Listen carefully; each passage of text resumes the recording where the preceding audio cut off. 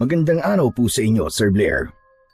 Ganun na rin po sa inyong mga giliw na tagapakinig at taga-suporta sa inyong YouTube channel. Tawagin niyo na lamang po ako sa pangalan na Lucio. Ako po ay may asawa na at siya po ay si Luisa. Meron po kaming isang anak at ang palayaw niya ay Bentot. Ang kwento pong aking ibabahagi ay nangyari taong 1993. Panahong ako ay 45 pa lamang. Ang aking asawa noon ay edad 37 at ang aking anak ay edad 12. Hindi po namin makakalimutan ang bagay na nangyari nang kami ay naninirahan pa lamang sa isang baryo sa Mindanao. Dito po nasubok ang aming pamilya at baryo sa mga nilalang na halos ubusin na ang lahat ng bata na namumuhay lamang ng matiwasay sa aming baryo. At muli, ito po ang aming kwento. Mahal, nakahanda na mga dadalhin natin. Bentot anak, yung mga tubig at baon nating pagkain ha? Nakahanda na ba? Opo, Nay. Nakahanda na po lahat. Mabuti naman kung ganon. Bentot anak, nasan bang tatay mo? Nakahanda na ang lahat ng panlinis bakit hanggang ngayon? Wala pa rin siya. Nasa taas po, Nay. May kinakalikot po dun sa lumang kahon. Hay nako, yung mga kwintas na naman niyang inaatupag niya. Araw-araw na lang. Para namang mawawala sa kanyang mga yon pag di niya laging kinakalikot. Oh, narinig ko yun. Ano na naman ba yun, mahal? Parang ang init-init na naman yata ng ulo mo. Napakaaga pa lang ha. Sino ba namang hindi mag-iinit ang ulo, Aber? Araw-araw na lang. Tuwing umaga, nandun ka sa taas. Halos itabi mo pa nga sa higaan ng mga anting-anting mo. Ano ka ba naman, mahal? Yun na naman ang nakita mo. Alam mo naman, di ba, na hindi pwedeng hindi madasalan ang mga anting-anting ko tuwing umaga. Aba, mawawala ng bisa ang mga yun. Alam mo naman yun, di ba? Oo na, Lucio. Kahit naman na anong sabihin ko sa'yo, ay may palusot ka pa rin. O siya. Sige na, dalhin mo na lang yung palat kalaykay at baka tanghaliin pa tayo sa paglilinis sa simbahan. Mahal naman, palagi na lang mainit ang ulo mo. Halika nga rito at yayakapin na lang kita. Alam ko nitong mga nakaraang araw pagod na pagod ka. Dahil sa sobrang pagod sa biyahe. Hay nako, Lucio ha. Tigilan mo ko at wala akong panahon sa lambing-lambing na yan. Oh, ano Bentot? Anong iningiti-ngiti mo dyan ha? Ang cute niya po kasi tignan ni tatay, Nay Ano namang cute na sinasabi mo? Paano naman po kasi, Nay? Para kang mainit na tubig tapos si tatay naman po ay yelo. Pilit na pinapakalma ang init ng ulo nyo. Hay nako, manang-mana ka talaga sa tatay mo. Ay, sige na nga, mauuna na ako. Magsama na lang kayong dalawa dyan. Nagtinginan at nagngitian na lamang kami ng aking anak. At mabilis nang binitbit ang aming mga dadalhin. Sumunod kami kagad sa aking asawa na napakabilis maglakad. Papunta kami noon sa isang simbahan na inabandona sa baryong aming nalipatan. Parang wala kasing diwa ang aming baryo dahil nagmumukhang nakakatakot ang simbahan. Kaya naman, napagdesisyonan na lang naming mag-anak na mag-volunteer sa paglilinis. Hindi kami magpapabayad, basta na lamang namin yung lilinisin at hindi kami manghihingi ng anumang kapalit. Ano ba naman kayong dalawa? Para kayo naglalakad sa maliwanag na buwan at napakatagal ninyong makarating. Nay, kalma ka lang. Ikaw naman po kasi. Para ka pong paan ng dinosaur. Ang laki-laki po ng mga kabang nyo Ang liit-liit ko lang po kaya hindi ko po kayang makasabay. Oo nga naman, mahal. Siyempre hihintayin ko si Bentot. Nahuhuli siya May bit-bit pa siyang tubig. Hay nako, ewan ko sa inyo mag-ama. Dalian nyo na lamang dyan. Mag-uumpisa na tayo sa loob ng simbahan. Sinilip ko kanina. Parang pinabayaan na talaga. Ay, Diyos ko. Ano bang klaseng mga taong nakatira dito? At hindi nila pinapahalagahan ang tirahan ng Panginoong Diyos. Wala tayong magagawa. May mga tao talagang ganyan. Parang hindi talaga mahilig magsimba ang mga tao dito. Kaya naman, pinabayaan na talaga nila. Grabe nga, Nay, Tay. Halos mga damong gumagapang na lang po ang halos makikita nyo sa harap ng simbahan.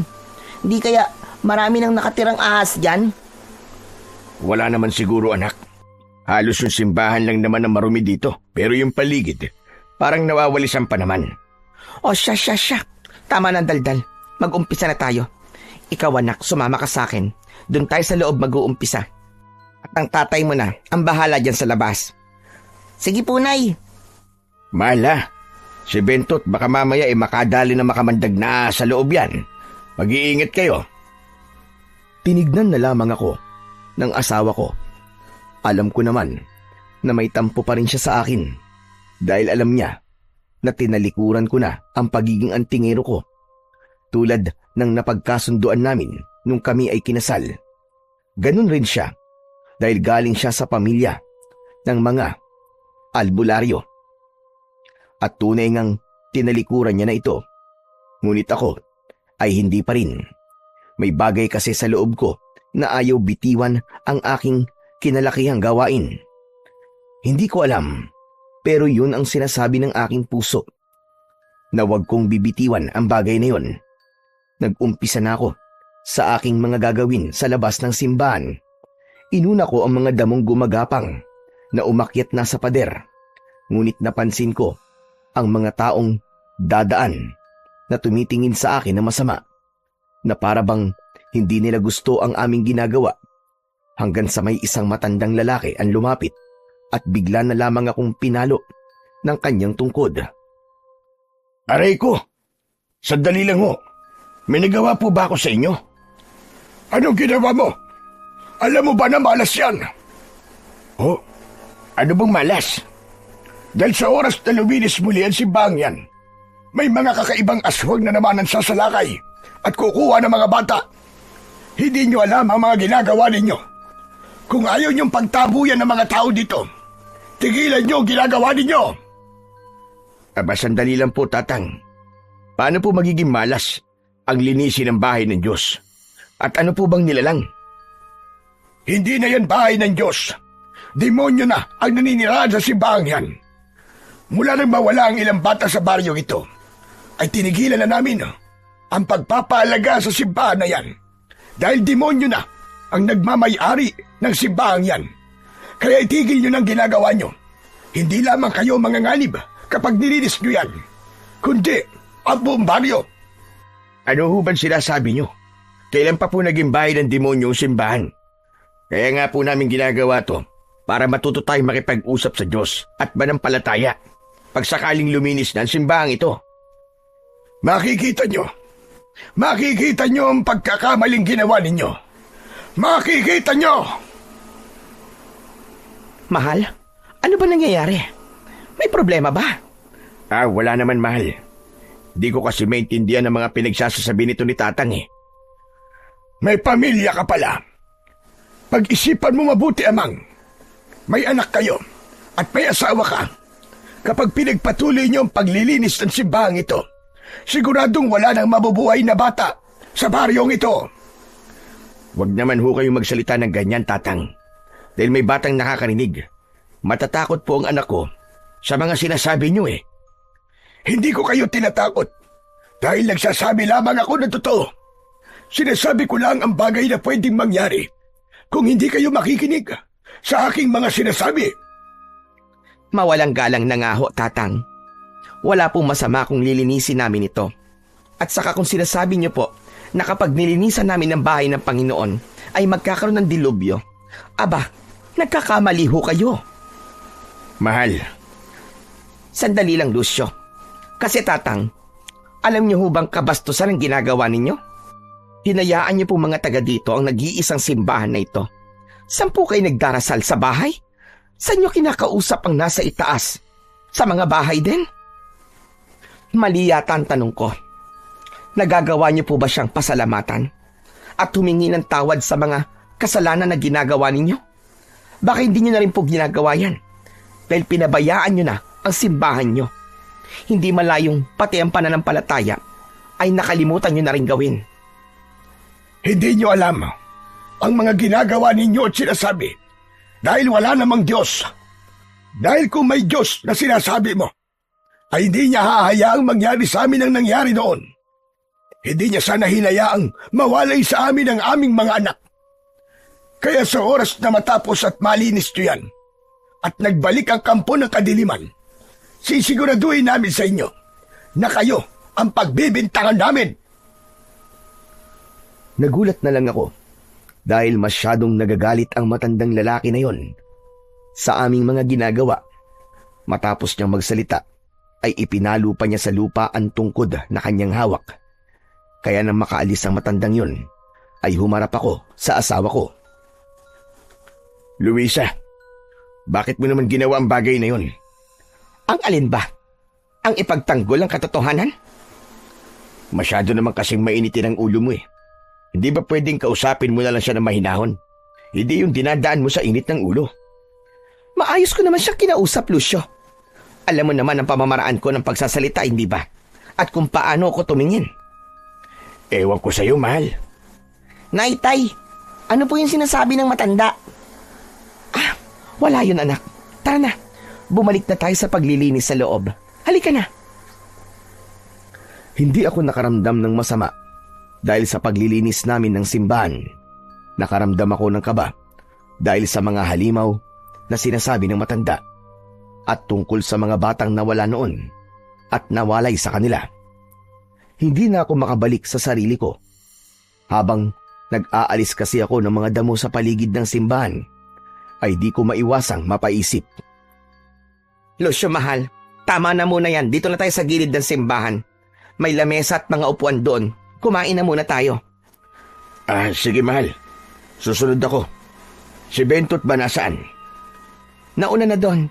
Wawalisin niya raw at pupunasan ng mga upuang bato at lamesa. Sumunod ka na lang sa akin, ha? Sige, mahal. Susunod na ako.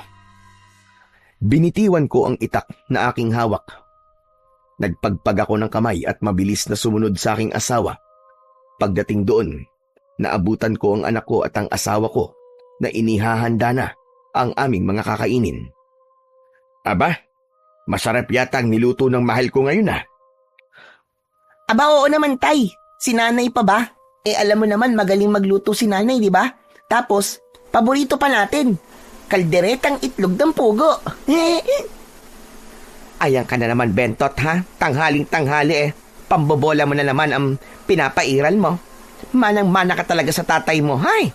Parehong-pareho kayo. Aba, nananahimik ako rito. Ako na naman ang nakita mo. Ay, oo naman. Hindi ba't sa mga pambobola mo rin noon? Kaya mo ko napaibig? Naku, mahal.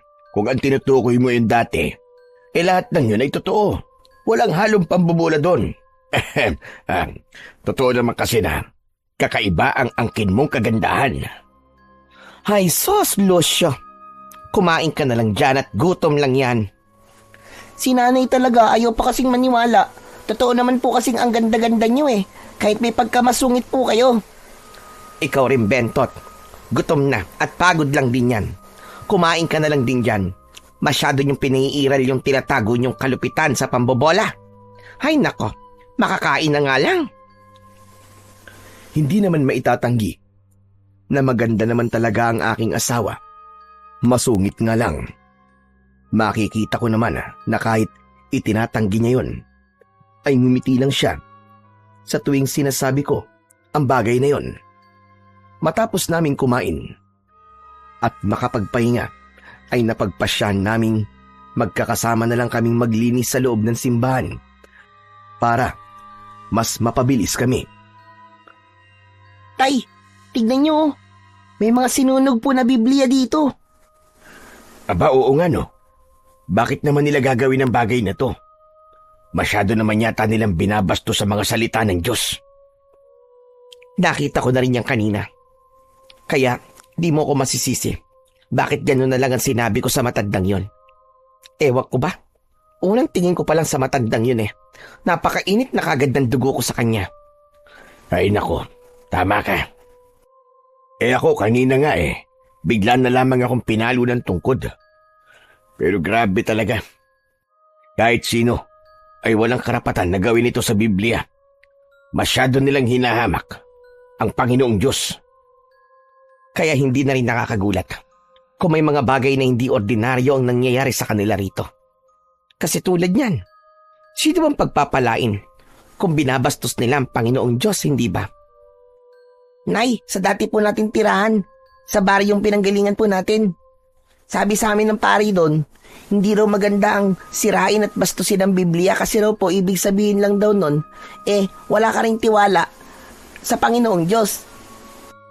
Tulad na lamang na sinabi ng matanda kanina. Abay wala raw Panginoong Diyos at demonyo raw ang tunay na naniniraan sa simbahan. Sobrang nasasayangan ako sa Biblia na to. Sige anak, ilagay mo na lang sa sako yan. Wala na tayong magagawa. Wala na mapapakinabangan sa mga yan. Sunog na ang lahat ng pahina. Alam niyo tay, nangihinayang po ako. Bakit nila gagawin to? Bakit hindi po sila naniniwala sa amang lumika? Wala naman tayong lahat sa mundo kung wala siya, di ba? Wala tayong magagawa anak. Iba-iba ang mga tao. May naniniwala at meron namang hindi. Tama ang tatay mo, anak. Pero alam mo ba, na ang mga taong walang pananampalataya at hindi kinikilala ang may kapal ay siguradong hindi pagpapalain. Kaya sige na, para naman kahit papano ay mabawasan ang rumi na meron ng simbahang ito. Maglinis na tayo. Opo, Nay. Umiling na lamang ako habang nakatingin sa aking asawa na halata rin ang pagkadismaya dahil sa mga nakita. Lumapit ako sa kanya at hinawakan ang kanyang kamay. Sabay naman nun ang kanyang pagbuntong hininga. Umupo ka na muna riyan, mahal, kung pagod ka na. Hindi naman ako pagod, mahal. Nangihinayang lang ako sa mga tao dito. Kung nakakaranas pala sila ng mga bagay na hindi ordinaryo, dapat sana mas lalo silang maniwala sa Panginoong Diyos. Hindi ba nila alam na pagsubok lang ang mga binibigay sa kanila? Pero imbis na manalig, hinayaan lamang nila na magkaganito itong simbahan. Hayaan mo na, mahal. Balang araw, malalaman din nila ang mga pagkakamali nila. Balang araw maiintindihan din nila. Kaya wag mo na lamang problemahin ang bagay na yan. Ang mahalaga, nandito tayo at hindi humihingi ng anumang kapalit. Malinisan lamang ang tahanan ng ating Panginoong may kapal. Tumango na lamang ang aking asawa at habang isinasako ng aking anak ang mga natira sa mga sinunog na Biblia, ay tinulungan ko naman si Luisa sa pagpupunas ng mga upuan. Lumipas lang ang ilang oras ay nagpasya na kaming maglakad pa uwi. Itinago na lang namin doon ang pala at kalaykay at balak naming bumalik na lamang kinabukasan. Maliban sa mga kalaykay, mahal, wala na ba kayong naiwan sa simbahan? Wala na, mahal. Dala naman namin ni Bentot ang mga gamit na nadala natin kanina. O siya, akin na yung bit-bit mo, mahal. Pati na rin ikaw, Bentot. Itak lang naman ang dala ko Salamat, mahal. Ay, nako. Grabe. Sulit talaga ang pagod, ano? Lalo na alam naman natin na may dahilan ang pagpapagod natin at bukal pa sa kalooban ang ating ginagawa. Tama ka dyan, mahal ko. Sana balag araw magkatotoo mga sinabi ko kanina. Na sana maintindihan ng mga tao rito ang kanilang pagkakamali. At wala namang mali sa ginagawa natin. Sana nga, Lucio. Pero sarado ang mga utak nila. Hindi nila yon maiintindihan panigurado. Hala, Nay, Tay, tignan niyo po May nagkakagulo po doon. May nagkukumpulan tapos may mga sumisigaw. Aba, oo nga no. Tara, lapitan natin. Wag na, Lucio. Nakita mo naman kung paano tumingin ang mga tao sa atin kanina, di ba? Gusto ko lang naman tignan, Luisa. Baka may problema at makatulong tayo. Hinawakan ko ang kamay ng aking mag-ina. Nilapitan namin ang mga nagsisigawan at nagkukumpulang mga tao. Nakita namin doon ang isang dalagang hinahawakan ng isang lalaki na kung titignan ay halos kasing edad ko lamang. Umiiyak ang lalaki habang nagkikikisay naman ang dalaga at may bumubulang itim na likido sa bunganga nito. Diyos ko, Ano ba nangyayaring ito? Tay, natatakot po ako. Huwag kang matakot, anak. Halika dito sa tabi ko. Lucio, anong gagawin mo? Hindi ko pinansin ang tanong na yun ng aking asawa. Sa halip ay nilapitan ko ang lalaking may hawak sa dalaga. Brad, mawalang galang na. Ano ba nangyayari sa kanya? Hindi ko alam eh. Bigla na lamang siya nagkaganyan. Nung una, agad naman siya naging maayos pero ngayon ay hindi. Buwan ko siya kanina. Nanggaling kami sa labas ng baryo. Dinala ko siya sa ospital. Hindi kami tinanggap dahil mukha raw kaming walang pambayad. Hindi ko na alam ang gagawin ko sa anak ko. Diyos ko, hindi maganda to. Mukhang masamang elemento gumawa nito sa kanya. Sumama kayo sa bahay. Albularya ang asawa ko. Baka may maitutulong kami. Pakiusap, tulungan niyo kami. Kahit anong kapalit gagawin ko para lang maging maayos ang anak ko. Sige, magmadali kayo. Paraanin niyo siya. Kailangan maagapan kagad ang nangyari sa bata. Anak, mauna ka. Ituro mo sa kanya ang direksyon ng bahay. Kakausapin ko lang ang nanay mo habang naglalakad. Sige po, Tay.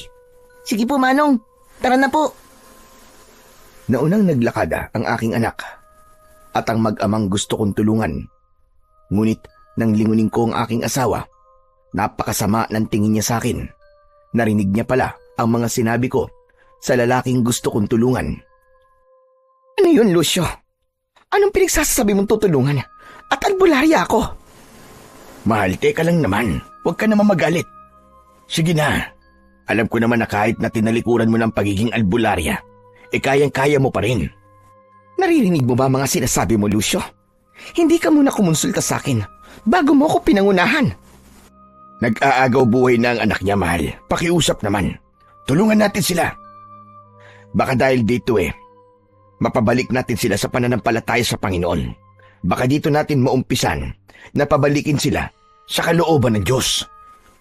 Alam mo ikaw, hindi ka talaga marunong tumupad sa mga pangako mo. Nung ikinasal tayo, nangako ka sa akin, natatalikuran na natin ang mga dati nating buhay. Pero ano nangyayari ngayon? Pasensya ka na kung ganun, mahal. Alam mo naman na hindi ko talaga kaya. Pumayag lang ako noon kasi mahal na mahal kita. Ayokong dahil sa pagiging antingero ko, maghiwalay tayo. Mahal mo nga ako, pero dapat matuto ka rin tumupad sa mga pangako. Bahala ka na nga sa buhay mo. Hindi ko gigisingin ang pagiging albularya ko dahil matagal ko nang tinalikuran ang bagay na yon. Mahal naman, pakiusap naman Ito na yung chance natin na makita ng mga tao na may himala at may Diyos. Makinig ka sa akin, mahal. Ito na yung chance natin para maparating natin sa kanila na kailangan natin ng pananampalataya sa buhay. Yung pagiging albularya mo ang magiging tulay natin para magbalik loob sila sa may kapal. Pakiusap naman, mahal, kahit ito lang. Hindi ako tinignan ng asawa ko. Sa halip ay nagmadali siyang naglakad. Alam ko naman sa sarili ko na gusto niya talaga ng normal na buhay. Ngunit dahil hindi ko kayang makakita ng mga taong nahihirapan, ay hindi ko magawang talikuran ang aking katungkulan bilang isang antingero. Sumunod ako sa aking asawa at alam ko na hindi ko siya mapipilit. Kaya naman, nag-alala ko sa anak ng lalaking gusto kong matulungan. Nang makarating kami sa bahay, nadatnan namin doon ang lalaki katabi ang anak niyang dalaga na hindi pa rin tumitigil sa pagkikisay. Ngunit nalampasan lamang sila ng aking asawa at umakyat sa aming tulugan.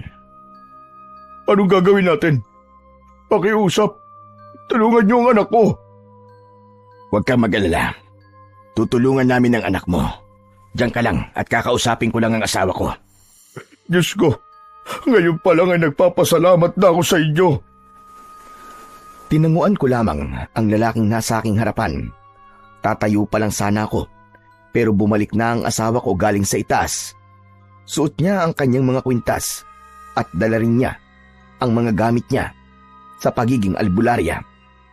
Oh, mahal. Oo na, Lucio.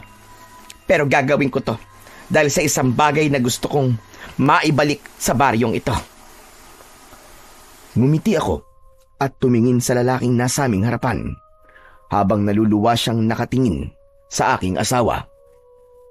Hindi ba't sinabi mo sa asawa ko na kahit na ano ay gagawin mo para mapagaling ang anak mo? Oo, kahit ano pakiusap lang tulungan niyo ako. Ang anak ko na lamang ang meron ako. Kung ganon, ipapangako mo ba na magbabalik loob ka sa Panginoong Diyos? Alam kong mali na pilitin ka, pero gagawin ko ito dahil may paniniwala ako. At hindi ako magkakaroon ng kakayang maging albularya kung hindi dahil sa kanya. Oo, sige. Pagkatapos ito, pinapangako ko na magpapasalamat ako sa kanya. Ibibigay ko muli ang aking sarili sa kanya at mananampalataya akong muli sa kanya. Kung ganon, iwan niyo muna kami. Kailangan kami lamang ang nandito at walang ibang taong nakakakita ng aking gagawin upang maging mas mabisa ang panggagamot ko sa kanya. Magtiwala ka sa asawa ko at magdasal. Sa likod muna tayo ng bahay. Bentot anak, ipagtimpla mo kami ng kape at sumunod ka na lamang sa likod ng bahay natin. Opo, Tay.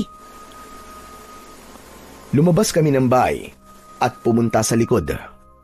Doon ay pinaupo ko siya sa aming upuang mahaba. Tumabi ako sa kanya at napansin ko ang mga luhang pumapatak sa kanyang mga mata. Magiging ayos lang ang anak mo dahil kasalukuyan na siyang pinapagaling ng asawa ko. Pwede mo bang sabihin sa akin ang mga detalye bago siya naging ganun? Bago yun, gusto ko munang magpakilala. Ako si Artemio. Pwede mo akong tawaging Temyo. Ako naman si Lucio, pare. Salamat ha. At di kayo nagdalawang isip na tulungan ako. At kung tinatanong mo kung ano ang mga nangyari bago yung nangyari sa anak ko, nagkatampuan kami. Sa totoo lang, hindi nakakapagsalita ang anak ko. Pero nakakarinig siya tungkol sa nanay niya ang dahilan ng tampuan namin. Pagkatapos, umalis siya ng bahay. Halos maghapon siya wala. Pag-uwi niya, namumula na ang mga balat niya. At kahapon na naging ganyan siya. At may itim na likido lumalabas sa bibig niya. Hindi naman nagtagal ang ganun. Kaya akala ko ayos na siya. Pero naulit-ulit kanina. Nung una ko pa lang siyang makita, alam ko na kagad na may mali. Lalo na ang itim na likido na bumubula sa bibig niya. Masasabi kong mga masamang elemento ang may gawa nun sa kanya. Hindi ko alam pero sana ay maging ayos lang siya. Natatakot ako para sa lagay ng anak ko, pare. Hindi ko siya kayang mawala. Magtiwala ka lang, Temyo. Magiging ayos lang ang anak mo. Kaya, kung magiging maayos man siya, sana naman, magpasalamat kayo sa Diyos na nasa itaas. Tumangulang si Temyo sa mga sinabi ko. Pagkatapos nun, ay tumingin siya sa kawalan, habang ang anak ko namang si Bentot ay sakto lamang ang pagdating, bit-bit ang mga kaping aking tinatimpla. Oo nga pala, Temyo. Anak ko, nag-iisa namin siyang anak ng asawa ko. Bentot po ang pangalan ko. Pwede niyo po akong tawaging Ben o di kaya ay Tot. Pwede rin po namang pareho, Ben at Tot. Grabe ang pamilya niyo. Halatang masigla at masiyahin. Dahil yun sa pananalig namin at paniniwala. Kahit na anong pagsubok ang pagdaanan namin, nalalampasan namin sa tulong din ng Panginoong Diyos. Siguro nga, nasa tamang panahon na rin para magbalik loob kami. Magmula kasi nang mawala ang pananalig namin, ang dating pasakit na nararanasan namin ay mas lalo pang lumala. Umalis ang asawa ko dahil sa hirap ng buhay. At ngayon ang anak ko naman. Karma ko na yata ito. Dahil imbis na labanan ko ang pagsubok, tinalikuran ko pa ang Panginoon. At hindi naniwala sa Kanya. Temyo, ang masasabi ko lang, hindi ganun ang nasa itaas. Magbalik loob ka at patatawarin ka niya. Ialay niyo ang lahat sa Kanya at pagkatiwalaan siya ng buong puso. Makikita niyo sa hinaharap, hinding-hindi niya kayo pababayaan. Tama ka. Salamat sa iyo, pare. Kundi dahil sa iyo, Sa lahat ng mga sinabi mo, ay hindi ako matatauhan. Wala yun. Naiintindihan ko naman kayong mga taga dito eh. Baka mahirap lang talaga ang mga pinagdadaanan nyo. Kaya kayo tumalikod sa Panginoong Diyos. Tama ka. Maliban sa akin, dumanas din ang kahirapan ng baryong ito. Bagong lipat lang kami noon ng asawa ko at pinagbubuntis niya pa ang anak namin. Nalaman namin na ilang taon nang nakalipas, may mga sumalakay raw dito sa baryong ito ng mga halimaw na hindi nila malaman kung ano. Madami daw ang mga batang kinuha. Kasama na doon ang anak ni Lolo Taling. Binatilyo na ang anak niya nung panahong yun. Ang sabi nung iba 16 na raw. Ngunit nasama pa rin ito sa mga kinuha. Magmula daw ng araw na yun, kinumbinsi niya ang lahat na walang Diyos. Dahil kung may Diyos daw, ay hindi sila nito pababayaan. Pero malalim pa noon ang pananalig namin. Ngunit nang mag-umpisa na ang kamalasan sa ani at halos wala na kami makain kahit nagtatrabaho naman ako, wala pa rin nangyayari. Kaya naman, napasama na kami sa mga taong walang paniniwala at tumalikod sa Panginoon. Yung bang Lolo Taling na sinasabi mo yung matandang may hawak na tungkod na may malaking peklat sa muka. Tama ka, siya nga yun. Kaya pala ganun na lamang ang galit niya nang makita kaming nililinis namin ang simbahan. Ayaw niya sa mga tao may paniniwala sa Panginoon dahil para sa kanya ay malas sa mga taong ganun. Nagkakamali siya, Temyo. Dahil ang paniniwala sa Diyos ang siyang pinakaimportante sa lahat. Kasalukuyan pa lamang ng aming mainit na pag-uusap nang biglang narinig namin ang pagtawag ng aking asawa. Tinignan ko si Temyo at mabilis na bumalik sa loob kasama siya. Nakita namin doon ang anak niyang nakaupo na at normal na ang lahat. Diyos ko, anak ko! Salamat naman! Ayos ka na, anak! Hindi ko alam kung paano kayo pasasalamatan. Pero bilang kapalit, nangangako ako na buong pusong magbabalik loob kami sa Panginoon. Diyos ko, maraming salamat po, Panginoon. Pinanood lang namin si Temyo na sobrang saya nang makita ang kanyang anak na maayos na ang kalagayan. Lumipas pa ang ilang sandali, nagpaalam na siya kasama ang kanyang anak. Matapos nun ay sinundan ko ang aking asawa na paakyat ng muli sa aming tulugan. Mahal, maraming salamat ha. Dahil ginawa mo ang bagay na yun. Ay nako, ano pa nga bang magagawa ko? Pero sana, dito na nga mag-umpisa ang lahat. Sigurado yun, mahal. Nakita niya ang isang himala, mahal ko. Dahil kung ako ang tatanungin, kung wala ka bilang albularya, sigurado kong wala ng pag-asang maisalba ang dalagang yon. Ama ka, dahil isang napakalakas na itim na lamang lupa ang gustong makuha ang buhay ng dalagang yon. Nahirapan din ako, pero naalis ko pa rin. Napakaraming kababalaghan sa baryong ito, mahal. May bagay pa akong nalaman. May mga halimaw din daw na sumalakay dito dati. At madami daw ang nakuwang mga bata. Ibig sabihin, totoong nasa panaginip ko, mahal. Anong ibig mo sabihin, mahal ko? Nung unang gabi nating natulog sa bahay na to, nalaginip ako. Hindi ko alam kung babalaba o nangyari na. Pero sa panaginip ko, kinuha raw si Bentot ng mga halimaw na may itim na balat, abo ang buhok at mapupula ang mga mata. Habang ang mga pangil nila ay parang sa tari ng manok. Kakaiba talaga, mahal. Hindi ako sigurado. Pero bilang isang antingero, nung kabataan ko, kasama ko pa ang pamilya ko, marami kaming mga nakasagupang mga nilalang na dilim. Pero sa palagay ko, mahal, aswang ang tinutukoy mo. Sana naman ay mali ang nasa isip ko. Hindi ko kayang mawala ang kaisa-isa nating anak, mahal ko. Hindi mangyayari yun, Luisa, mahal. Dahil habang nandito ako, kasama ang panalangin, ay hindi ko kayo pababayaan ni Bentot. Po, Tay? Ano po yun? Ay, naku anak. Nakikinig ka na naman sa usapan namin ng nanay mo, ano? Sorry po, Tay. Di ko lang po mapigilang makinig. Tapos, narinig ko po ang pangalan ko. Akala ko po tinawag niyo po ako eh. Sos, nagpapalusot ka pa. Ang sabihin mo, makinig ka talagang makinig sa usapan namin ng tatay mo. Halika nga rito, anak. At gusto ko lang kayong yakapin ng nanay mo. Lumapit ang anak ko sa amin ng kanyang nanay. Niyakap po sila pareho ng napakaigpit. Matapos nun, ay tinulungan namin si Luisa na mag-asikaso ng aming makakain. At nang matapos ay sabay-sabay kaming kumaing mag-anak. Mabilis naming ginawa ang lahat ng mga dapat gawin bago matulog. Mabilis naman na lumipas ang gabing yun sa amin.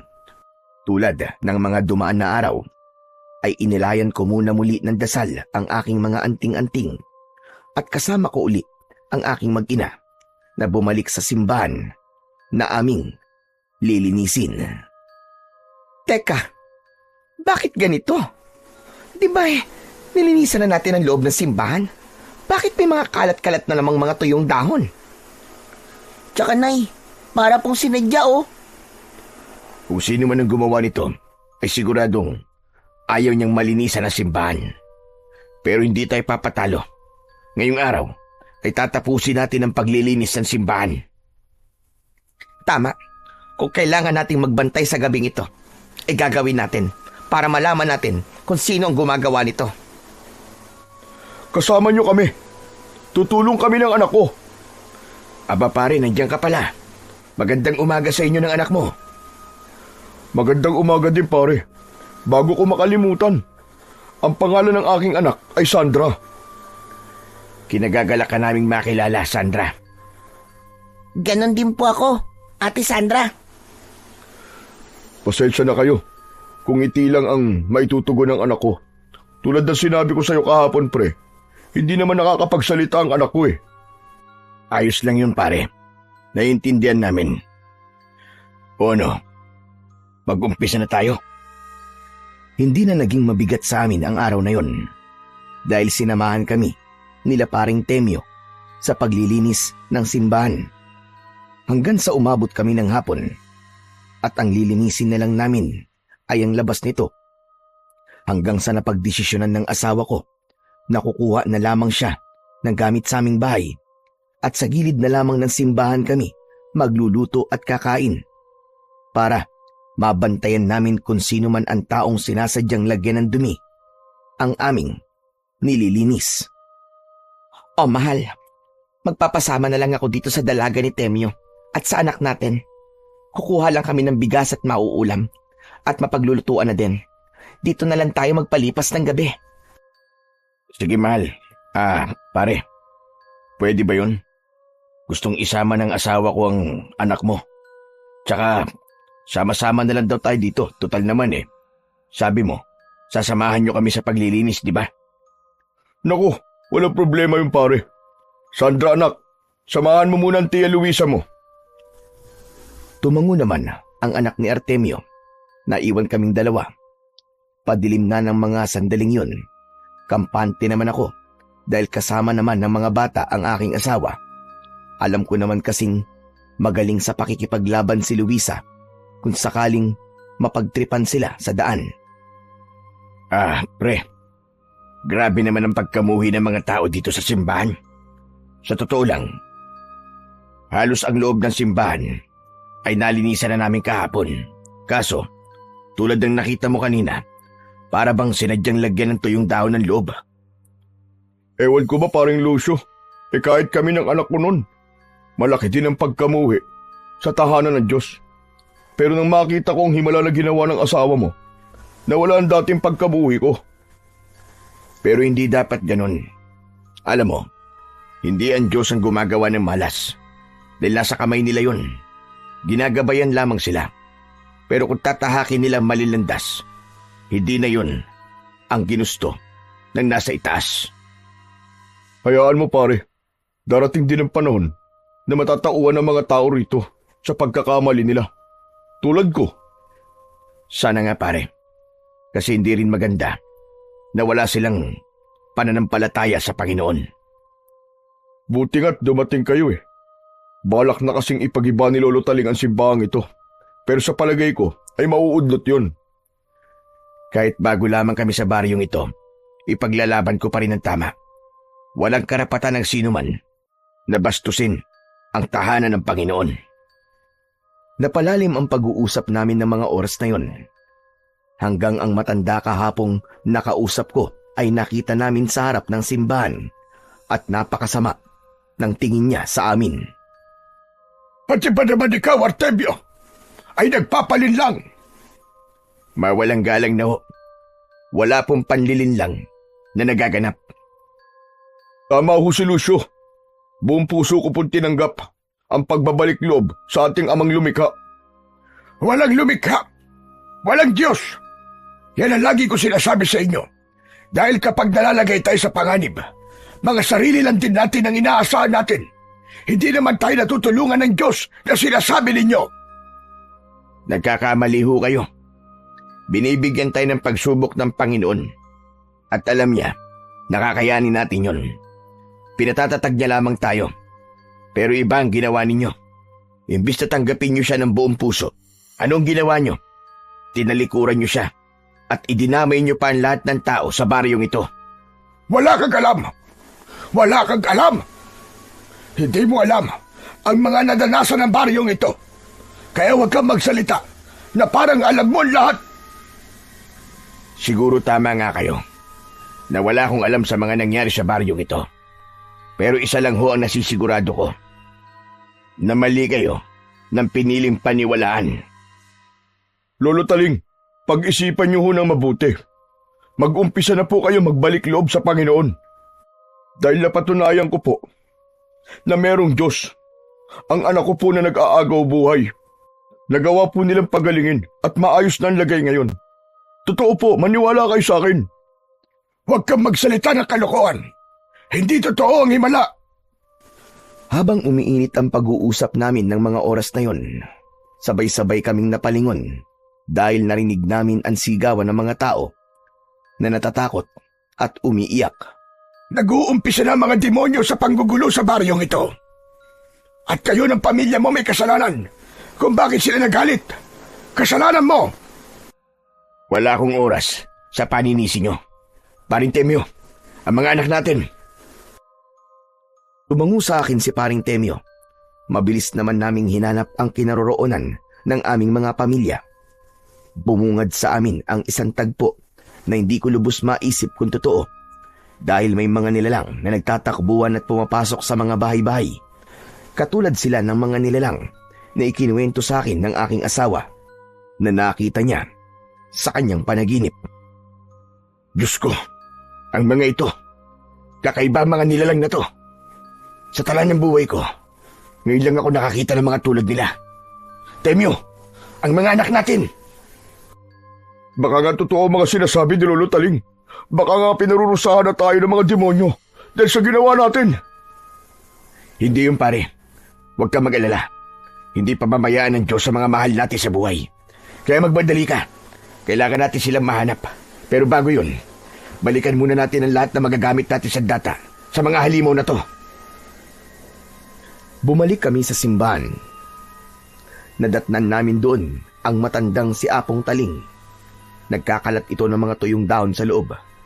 Ngunit dahil wala na kaming oras para sawayin siya, ay umiling na lang ako at agad na kinuha ang pala na nakasandal sa pader. Habang si Paring Temyo naman ay ang itak kong nakatabi ang kinuha. Mabilis kaming tumakbo at bawat lalapit sa amin ay pinaghahampas namin ng aming mga hawak. Grabe! Ang lalakas nila, pare! Diyos ko! Ang anak ko! Inaalala ko rin na mag-ina ko, pare. Kaya magmadali tayo. Diyos ko, di ko mapapatawad ng sarili ko pag may nangyaring masama sa kanila. Lalo na't hinayaan ko na sila na maglakad nang hindi ako kasama. Huwag ka mag-isip ng ganyan, pare. Tulad na sinabi mo, ay di sila hahayaan ng Panginoong Diyos, diba? Magtiwala lang tayo sa Kanya. Nang makaalis kami sa mga napakaraming mga aswang, ay mabilis naming tinahak ang daan. Ngunit bumundo lang kabako nang makita ko ang asawa ko sa hindi kalayuan na nakahiga. Kasama niya ang anak na dalaga ni Temyo. Ngunit wala roon ang aking anak na si Bentot. Luisa, mahal, gumising kayo. Mahal ko, gumising ka. Lucio, mahal. Ikaw ba yan? Oo, mahal ko. Ano nangyari sa inyo ni Sandra? Nasaan ang anak natin? Ang anak natin, Lucio. Ang anak natin. Kinuha siya ng mga halimaw. Hindi ko alam. Pero nawalan kami ng malay nang may isinaboy sila sa amin na itim na bagay. Patawarin mo ako, mahal ko. Hindi ko naprotektahan si Bentot. Hindi, mahal. Hindi napahamak si Bentot. Magtiwala ka. Babawiin natin ang anak natin. Pero pare, paano? Oras na, pare. Para bumalik ako sa pagiging antingero. Tutulong ako sa iyo, pare.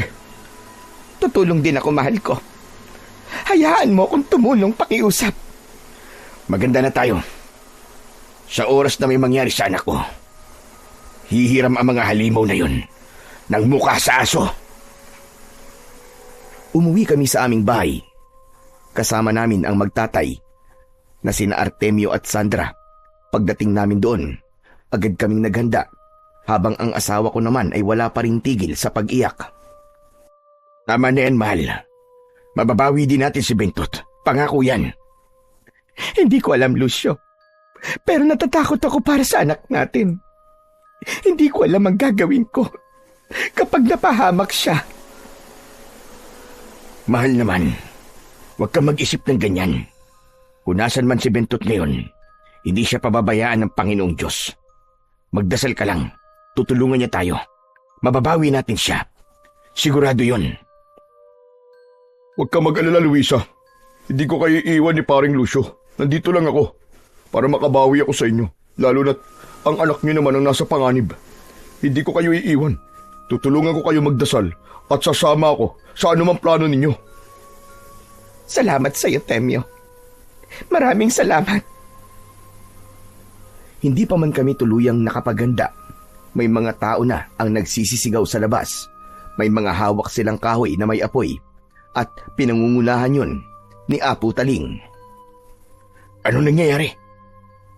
Teka nga, ano bang ibig sabihin nito, Apo Taling? Kung pinaniwalaan nyo lamang ako, hindi sila muling magbabalik sa baryo namin. Hindi sana mauulit ang mga nangyari doon. Kayong mag-asawa ang may kasalanan nito. Walang may gusto sa mga nangyayari ito. Pinalaan ko na kayo nung unang araw ng paglilinis ninyo, pero hindi pa rin kayo nakinig.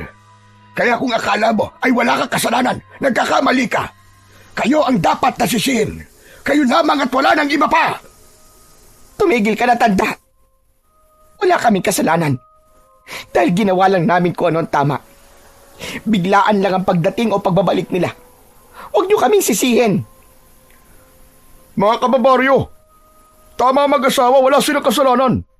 Ang gusto lamang nila ay magbalik loob tayo sa Panginoon at malinisan ang simbahan.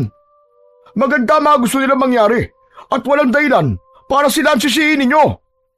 Isa kang patemyo. Nagtaksil ka sa baryo. Nakita mo lang na gumaling ang anak mo. E naniwala ka na kagad sa kanila. Dahil sa mga ginagawa ninyo, na wala mga bata sa baryo, nang dahil sa inyo, kinuha sa mga tao dito ang kanilang mga anak.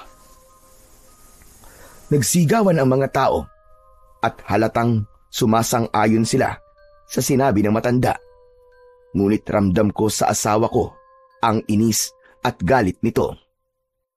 Mawalang galang na ho sa inyo. Hindi lang sila ang kinuhanan ng anak. Dahil pati ang anak namin ay kasama sa mga kinuha. Kaya huwag kayong umarte na parang kayo lang ang biktima rito. Nangyari yan dahil sa kagagawa ninyo. Hindi mawawala ang anak ninyo kung hindi rin dahil sa inyong dalawa. Pigilan mo ko, Lucio.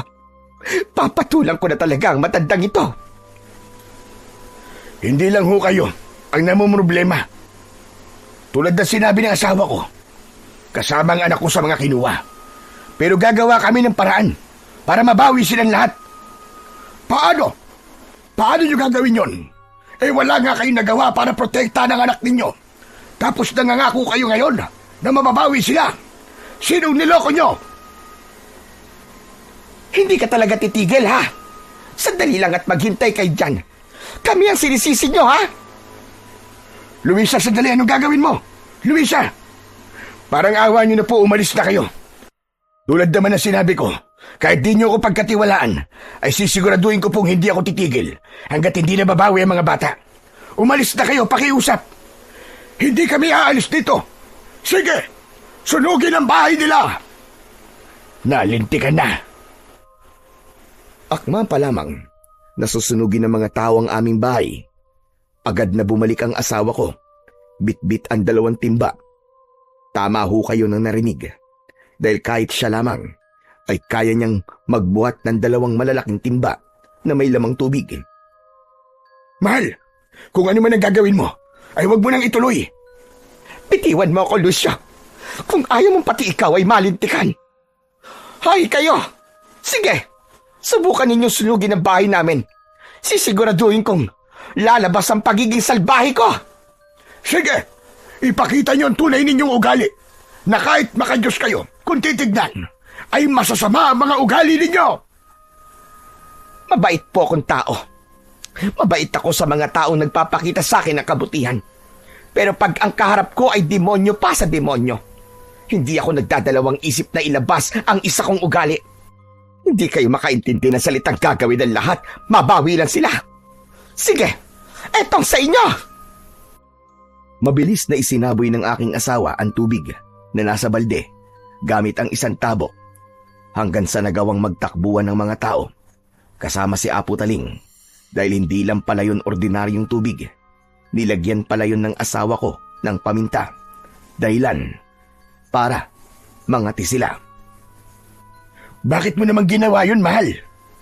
Kung hindi ko gagawin yun, Lucio, hindi mapuputol yung mga bulungan at paninisi nila. Kahit na pa hindi mo dapat ginawa yun. Tumahimik ka nga, Lucio. Alam mo kung magalit. Kahit na sinisisi na tayo ng mga tao, ay nagagawa ko pa rin silang ipagtanggol. Sumobra naman yata ang kabaitan mo. Baka kunin ka na ni Lord niyan. Mahal naman Alam ko namang mali sila. Pero kasi, walang pero-pero. Maghanda ka na lang dyan. At hindi tayo titigil hanggat hindi mahahagilap ang mga hayop na demonyong kumuha kay Bentot at sa iba pang mga bata. Huwag mo na din ipilit yung mga gusto mong sabihin. Kilala mo akong magalit. Napilitan akong ngumiti dahil kahit malaki ang katawan ko sa asawa ko, hindi ko talaga gustong galitin siya.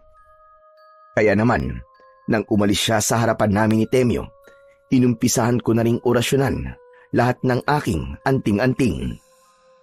Pare, nakakatakot pala magalit ang misis mo. Huwag ka maingay, pare. Di mo talaga gugustuhin galitin yung asawa ko. Mas matapang pa yun sa tigre.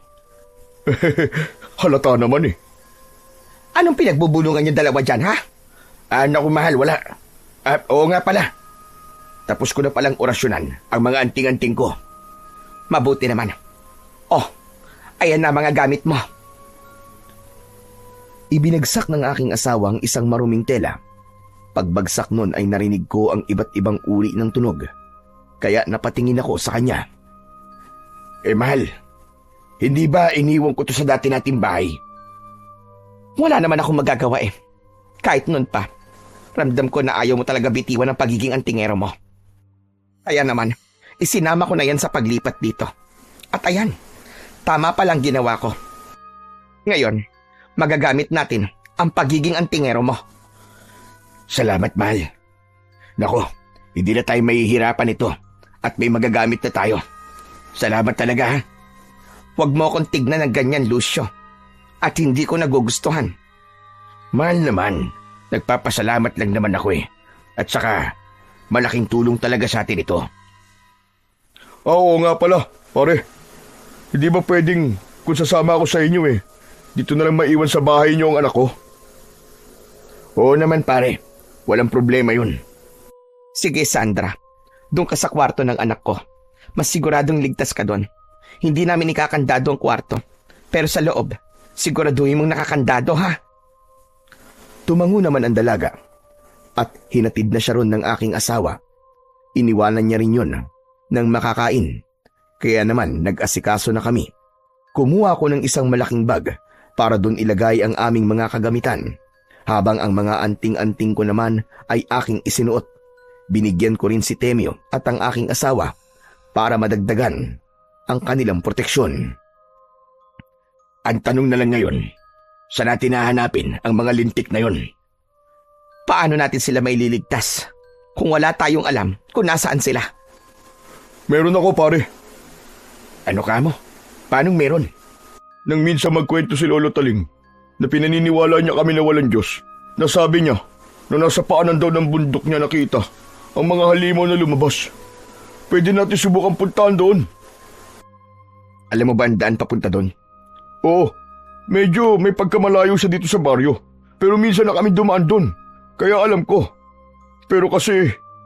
Pero ano pare? Nakakatakot kasi doon eh. Pag dumaraan ka, alam niyo ba yung pakiramdam na parang may mga matang nakatingin? Ganun. Kaya pag dumadaan kami doon, talaga namang nangingilabot kami. Kung ganun, doon tayo magpupunta. Sige, maglakad na tayo.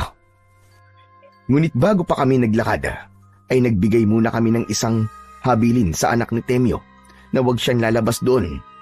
At nagpatuloy na kaming tatlo. Habang naglalakad kami, ay may mga nadadaanan pa kaming mga tao. Tulad ng dati, ang mga tingin nila ay matatalim na para bang wala kaming ginagawang maayos. Hinayaan lang namin sila at nagpatuloy lang kami sa paglalakad hanggang sa nakarating na kami sa bungad ng kakauyan. Pare, dito ba talaga ang daan papuntang paanan ng bundok? Oo, dito kami pumapasok pag kukuha kami ng mga tuyong kahoy. Tapos dadaan na kami sa malapit sa paanan ng bundok. Hindi maganda ang pakiramdam ko, mahal. Parang may nagsasabi sa akin na delikado rito. Pero kung hindi natin gagawin ito, malalagay sa panganib ang mga bata. Kasama na roon ang anak natin. Alam ko naman yon. Pero sakto na ba ang paghahanda natin? Hindi na dapat tayo mag-aksaya ng oras. Kailangan kumilos na kagad tayo. Dahil ayon sa mga nakita kong nilalang, hindi sila ordinaryo. Masasabi kong isang uri sila ng aswang. Pero alam niyo ba, yung parang kakaiba silang uri. May nabanggit sa akin ng lolo kong albularyo nung bata pa ako. Kinikwento niya sa akin ang bawat uri ng mga aswang, mahal. Kung titignan, isa sila sa mga kakaibang uri ng aswang. Agarban, mahal. Yun ang tawag sa kanila. Oo nga, tama ka. Sila mga uri ng aswang na nanggaling sa dugo ng mga agaras at sinaunang gabunan. Teka, aswang? Hindi naman sila totoo? Nagkakamali ka, pare. Sa tagal ko naging antingero, iba't ibang uri na ng aswang. Ang mga nakasalamuha ko, may tik-tik, wakwak, at marami pang iba. Pero ang mga makakalaban natin ngayon, nanggaling sila sa pinakamalalakas na lahi ng aswang. Tama. Pasensya na kung naudlot ang paglalakad natin dahil sa kaduwagan ko. Tara na, maglakad na tayo uli. Grabe, parang natakot naman ako sa mga sinabi nyo. Mga aswang pala ang nilalang na umatake kanina. Pwede ka namang umatras, pare, kung natatakot ka. Kaya naman namin ng asawa ko, kahit kami lang dalawa. Naku, hindi pare. Takot lang ako pero wala naman ako sinabi na atras ako. Tara na, pare. Naglakad na kaming muli. Pagpasok pa lamang naming tatlo sa kakauyan, ibang bigat na agad ang aming naramdaman. Lalo na ang aking asawa dahil siguro sa pagiging albularya niya at kaalaman niya.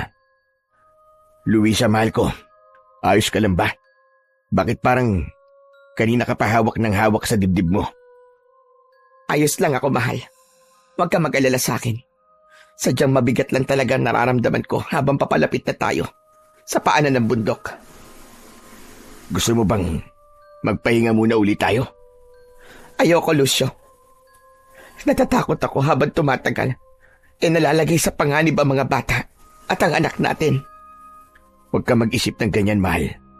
Huwag kang mag-alala. Magiging maayos lang ang lahat. Tulad ng sinabi ko kanina, makukuha at mababawi natin si Bentot at ang iba pang mga bata. Natatakot lang talaga ako para sa kanya. Habang patuloy pa rin kami sa paglalakad, may mga kaluskos kaming narinig. At habang pabilis ng pabilis ang aming lakad, siya naman paglakas ng kaluskos. Kaya naman sinabihan ko na si paring Temyo at ang aking asawa na ihanda nila ang mga hawak nilang sandata dahil pakiramdam ko anumang oras ay may aatake sa amin. Diyos ko, gabayan niyo po kami, Panginoon. Bigyan niyo po kami ng lakas sa magiging laban namin. Huwag niyo po kaming pababayaan. Umaaligid lamang sila, pare. Maganda kayo. Pare, natatakot ako. Diyos ko, ano ba itong pinasok ko? Nakita kong napapapikit na si Temyo. Dala siguro ng takot. Masasabi ko na para na din kaming matalik na magkaibigan. Dahil kahit sandali pa lang kaming nagkakakilala, ay agad kaming nagkagaanan ng loob. Pambihira ka naman, pare, oh. Parang hindi ka lalaki sa ginagawa mo, ah. Mas nauna ka pang kumapit sa akin. Tignan mo nga ang asawa ko. Mas astig pang tignan sa'yo. Paano pare, natatakot talaga ako eh. Mas madami na sila nito kasi pupunta tayo sa lungga nila. Temyo, sinabi naman namin sa iyo kanina, kung gusto mong umatras ay pwede naman. Tapos ngayon, nagagaganyan ka. Pasensya na. Akala ko talaga kasi tapang ko na kayo eh. Alisin mo muna ang kamay mo, pare. Parang may aatake sa atin. Hindi ako makagalaw eh. Kung nakakapit ka sa akin na parang ikaw ang asawa ko. Ay, pasensya na pare, pasensya na. Hindi nga ako nagkamali dahil maya-maya lang ay may mga aswang na lumabas. Nagpaikot-ikot sila sa amin habang si Temi naman ay hindi ko maintindihan dahil kanina lang ay magkasama naming nilabanan ang mga aswang na nadaanan namin. Ngunit ngayon, daig pa niya ang babae. Ang malala pa, nawalan siya ng malay habang kami naman ay nag-uumpisa ng makipaglaban. Tignan mo tong taong to. Hindi mo maintindihan kung lalaki ba talaga o bakla. Diyos ko, bakit ngayon pa? Mag-focus ka lang sa mga kalaban natin, mahal. Kailangan natin tapusin itong mga halimaw na to para mabilis din tayo makadating sa paanan ng bundok. Sa palagay ko, natunugan nila ang pagdating natin. Kaya hinaharangan tayo ngayon. Sa palagay ko, tama ka, mahal. Umalis kayo sa dadaanan namin! Mga demonyo kayo! Umalis kayo! Mamatay na kayo, mga aswang kayo! Huwag niyong harangan ang daraanan namin!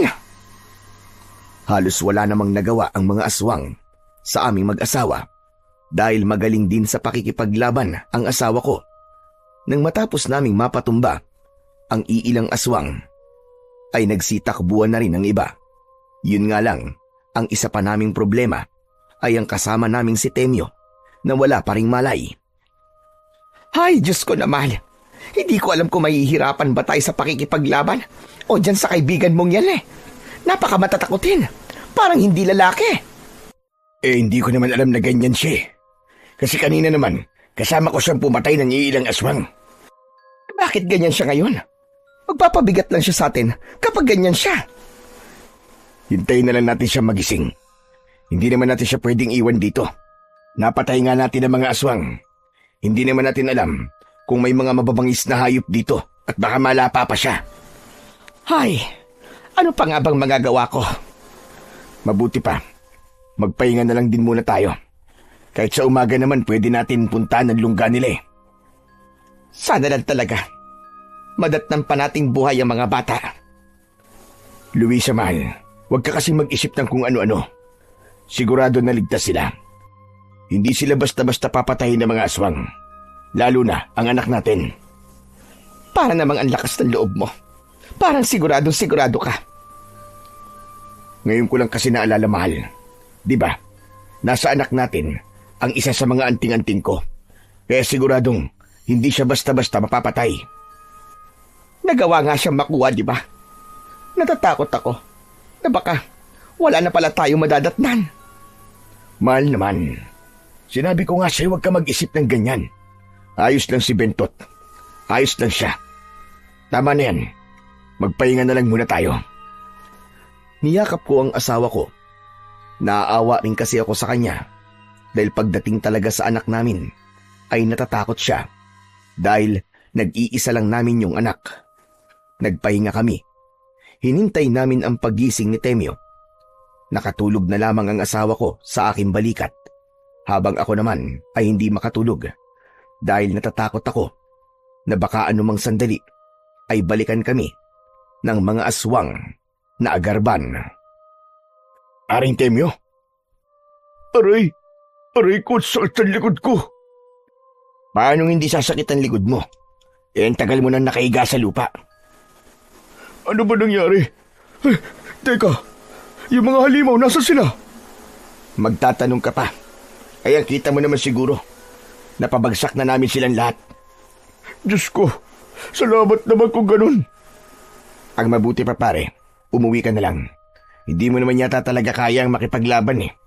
Nasa gitna kasi tayo ng laban. Bigla ka na lang na imatay. Pasensya na pare, pero sige babalik na lang ako sa baryo. Tapos itutuloy na lang namin ng anak ko ang naudlot natin paglilinis sa simbahan. Mabuti pa nga pare, at pakisabi na rin sa mga tao na huwag silang mag-alala. Dahil nasisiguro ko na iuuwi namin ng asawa ko ang mga anak nila. Sige pare, pasensya na ulit ah. Maglalakad na ako. Sige pare, mabuti pa nga. Baka mamaya magising itong asawa ko at maabutan ka niya. Nako, dadakdakan ka nito. Mabuti pa nga talaga, aalis na ako. Nakakatakot ang asawa mo eh. Naglakad ng palayo si Temyo at maya-maya lang, nagising na ang asawa ko. Nagtaka naman siya kung bakit wala na si Temyo, pero sinabi ko na lang na pinauwi ko na. Hindi naman tinugunan ng asawa ko yun. Hindi na rin kami nag-aksaya pa ng oras at agad na kaming naglakad. Hanggang sa pareho na kaming nagutom ng asawa ko. Pero ang meron lang kami ay tubig. Kaya naman, tiniis na lang namin ang tubig upang pansamantalang mawala ang gutom na aming nararamdaman.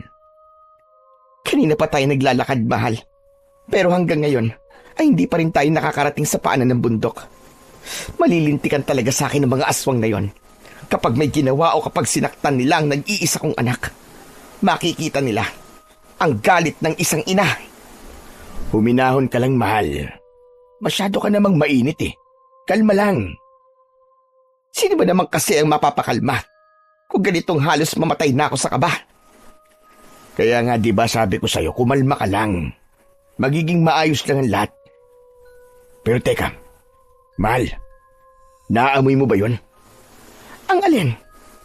Ang lansa. Ang baho. Umaalingasaw. Parang nabubulok na laman. Aba, oo nga ano. Sinundan namin ang naaamoy naming mabaho hanggang sa nakarating kami sa isang malaking kuweba.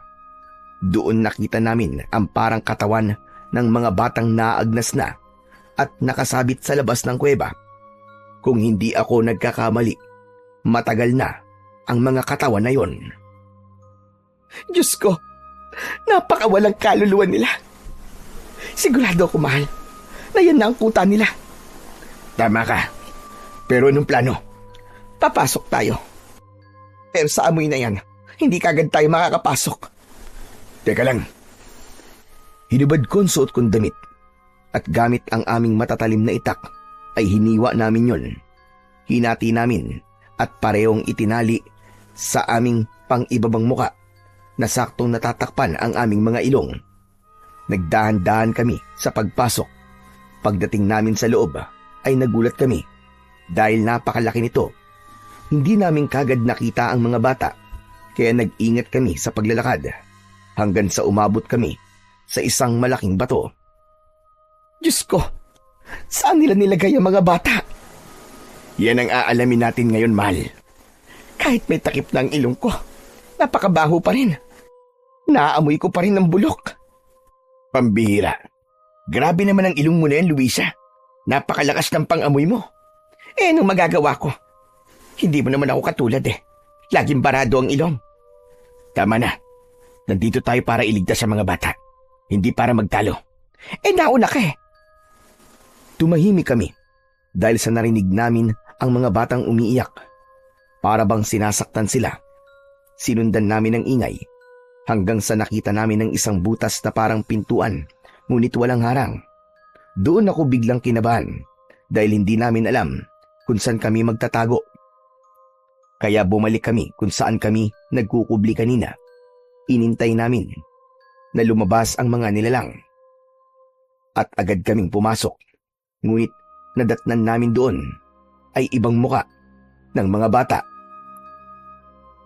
Wala dito si Bentot, mahal. Wala nga rito ang anak natin. Paano ba yan? Anong gagawin natin? Sandali lang ha.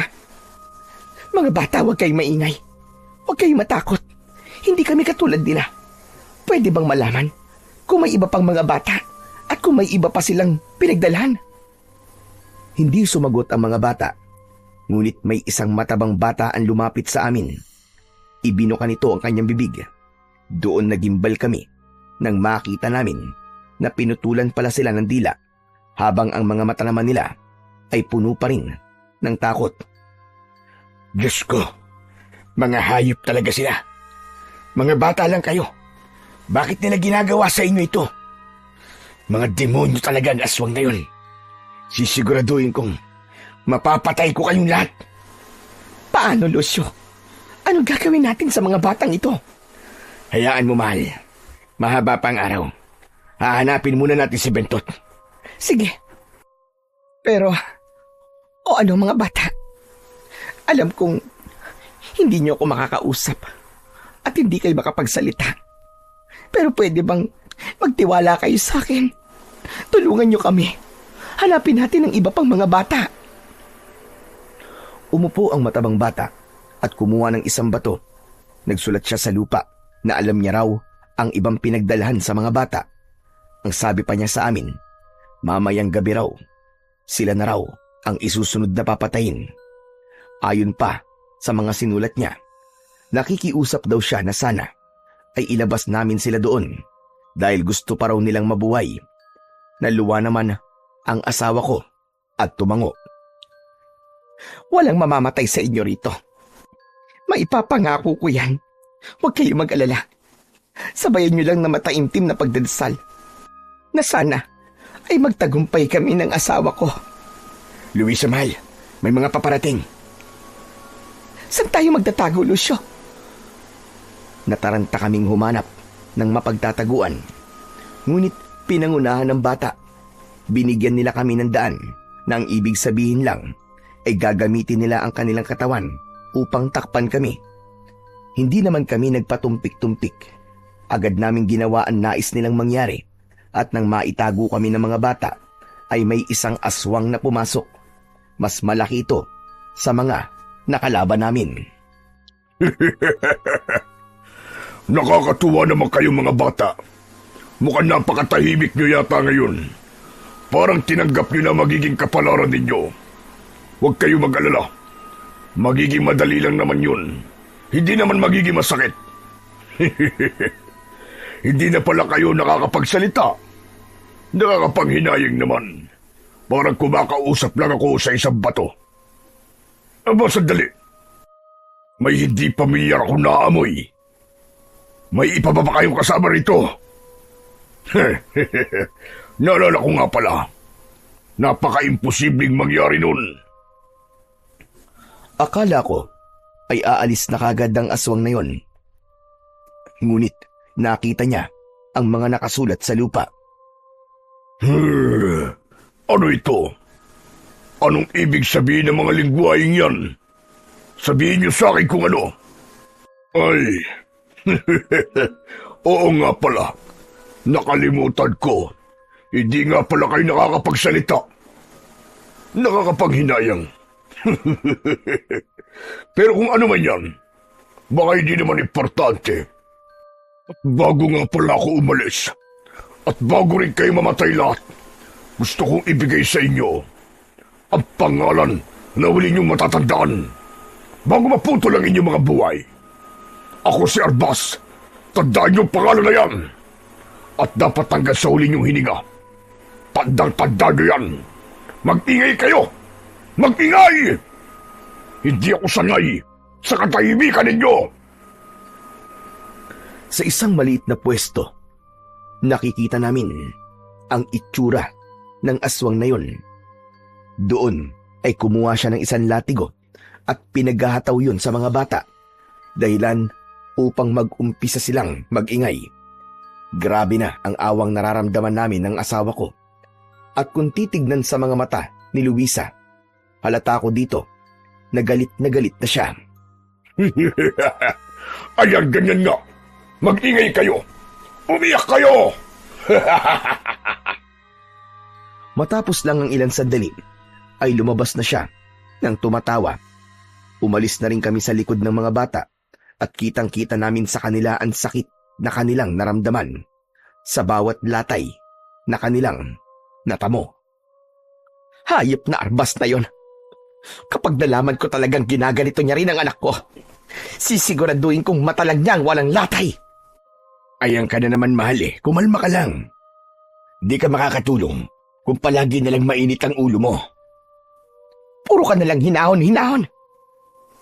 Kung ikaw, nagagawa mong huminahon habang maraming batang nasa panganib, ibahin mo ko, Lucio. Hindi ko na kayang tiisin ito.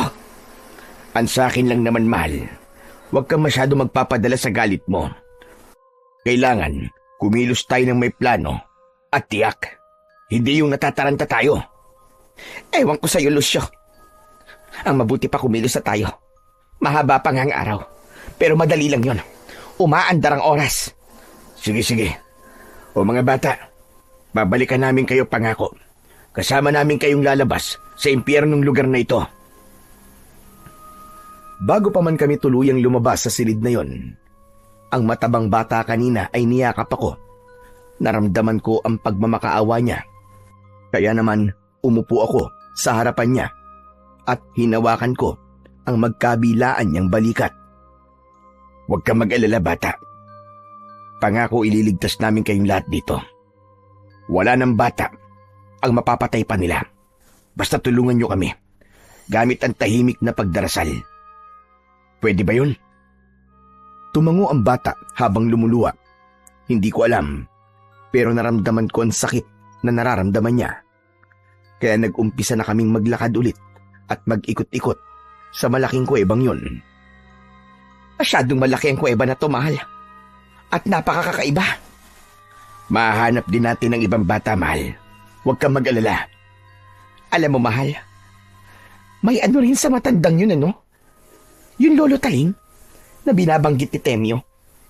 Alam pala nila kung saan naglulungga ang mga aswang. Bakit hindi nila sinubukang iligtas noon ng mga naunang nawala? Hindi naman kasi natin sila kagaya, mahal. Kasi albularya ka na may alam sa pakikipaglaban. Habang ako naman, bata pa lang, naasa na ng pamilya ko ang bawat galaw ko. Sa madaling salita, galing ka sa pamilya ng mga albularyo na manunugis. Habang ako naman, galing sa pamilya ng mga antingero. Sila, wala naman silang kakayahang ipaglaban ang kanilang mga sarili dahil mga ordinaryong tao lang sila. Mali ka rin eh. Naging duwag sila na dapat tutulungan nila ang mga bata. Anong ginawa nila? Natakot. Naduwag.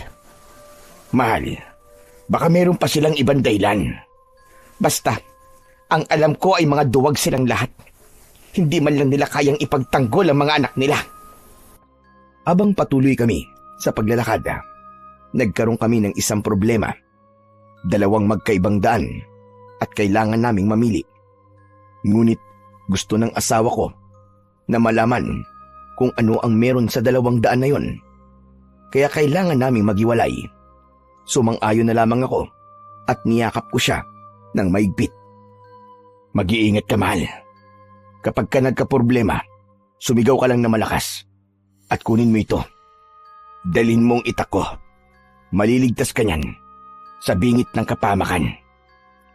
Oo, mahal. Mag-iingat ako. Ganon din ikaw, Lucio. Pumasok tayo dito ng buhay at lalabas tayo ng buhay kasama ang mga bata. Bago pa kami tuluyang maghiwalay ng daanan, ay hinalikan niya ako sa labi. Hindi ko man gusto na maghiwalay kami ng daanan, ngunit alam ko rin na mas mapapadali kami kung sakaling magkaibang daan ang aming tatahakin. Habang naglalakad ako, ay wala naman akong kakaibang nadadaanan. Maliban sa isang silid na puno ng bata at may isang nilalang ang nakabantay roon. Kaya naman, dahan-dahan akong lumapit at maingat yun na ginilitan sa leeg. Ipinasok ko ang katawan sa loob ng silid kung nasaan ang mga bata. Nakita ko ang takot sa mga mata nila, kaya sinubukan ko silang pakalmain. Ang napansin ko sa kanila ay may mga dila pa sila. Doon ko lang naintindihan na may direksyon ang pagpatay nila sa mga bata, dahil hindi ko rin doon nakita ang aking anak, at maaaring sa daan na tinahak ng aking asawa ay doon inilagay ang mga bagong bihag. Matagal na ba kayo dito? Sabihin niyo sa akin, saan kayo nakatira? Sa baryong Imatawon ba? Umiling ang mga bata at isa sa kanila ay nagsalita. Doon ko napagtanto na iba't ibang baryo pala ang sinasalakay taon-taon at ginagawa nilang taniman ng mga bata ang baryo. Sasalakay sila tuwing may mga maaaning bata sa bawat baryo. Napasuntok ako sa lupa nang malaman ko na kagabi pala habang kami ay masarap na namamahinga ay may mga naunang bata na rin pala ang pinatay. Maya-maya pa ay narinig ko ang sigaw ng aking asawa, kaya naman mabilis kong pinasunod ang mga bata upang mailipat sila sa mga batang tinanggalan na ng dila at mapuntahan ang asawa kong malakas na sumisigaw. Dalian nyo! Tumakbo kayo na mabilis! Kailangan ako ng misis ko! Sigurado malilintikan ako nito pag di kagad ako nakarating! Habang tumatakbo kami, ay isang bata ang nadapa dahil hindi rin niya kayang tumakbo ng napakabilis dahil sa sugat niya sa binti. Kaya naman, walang pag-aalinlangan ko siyang binitbit. Habang sa lugar kung nasaan pala ang asawa ko, ay nakita niya na ang anak naming si Bentot. Ngunit nahuli siya ng mga aswang, kasama ang pinuno ng mga aswang na si Arbas. Hayop kayo! Subukan niyo lang lumapit sa akin! Sisiguraduhin kong gigilitan ko kayo sa leeg! Napakatapag mo naman! Magandang binibini! May aswang din palang marunong mambola. Sorry ka, hindi ako pumapatol sa mga pangit. At hindi ako binibini. May asawa na ako! Huwag kang mainit sa pakikipaglaban. Huwag kang magmadali. Kung may asawa ka na, sayang naman. Gagawin pa naman sana kitang reyna.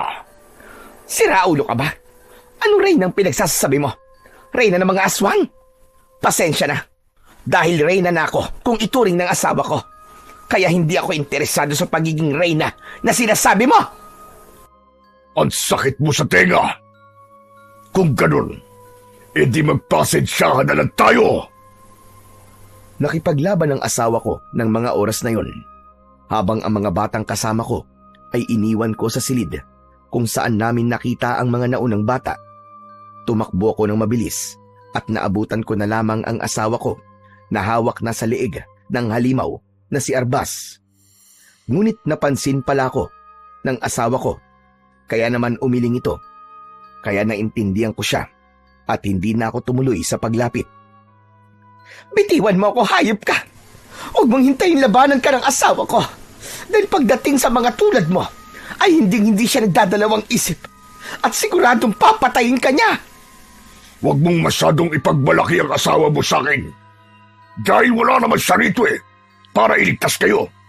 At kahit na anong sabihin mo, sigurado namang wala din siyang magagawa.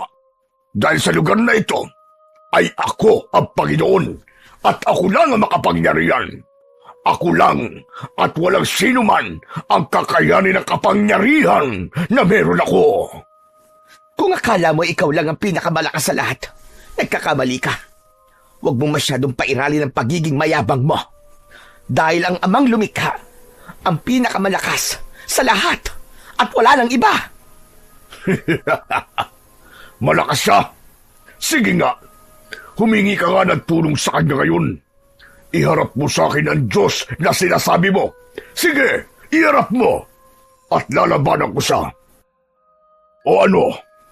Wala kang maiharap, di ba? Nasaan ngayon ang Diyos na sinasabi mo? Iharap mo siya! Iharap mo! Oh, wala di ba? Dahil hindi siya totoo. Hindi siya totoo! Hindi ko alam kung bakit patuloy lang kayo sa pagsamba sa kanya.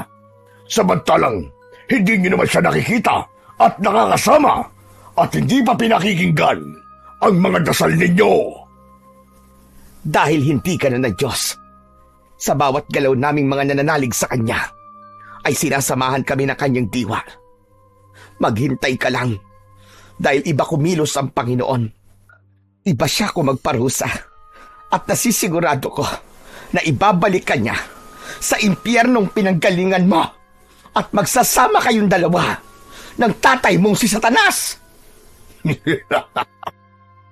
Kung kanina ay natutuwa pa ako sa'yo dahil sa angkin mong kagandahan. Ngayon, sobra na akong naiirita dahil sa bibig mong madada. Bitiwan mo, nanay ko!